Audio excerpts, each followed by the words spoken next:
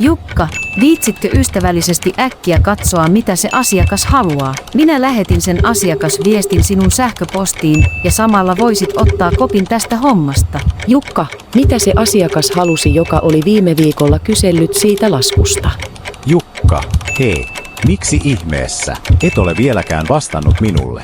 Jos jotakin pyydän sinulta, niin kyllä minä vaadin nopeaa vastausta.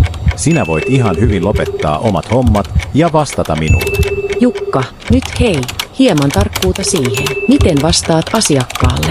Jukka, laitoin viestiä puhelimeen, että kerkeisitkö katsoa sitä yhtä hommaa ja vastata asiakkaalle siitä. Lähetä sitten minulle kuittaus, kun asia on hoidossa.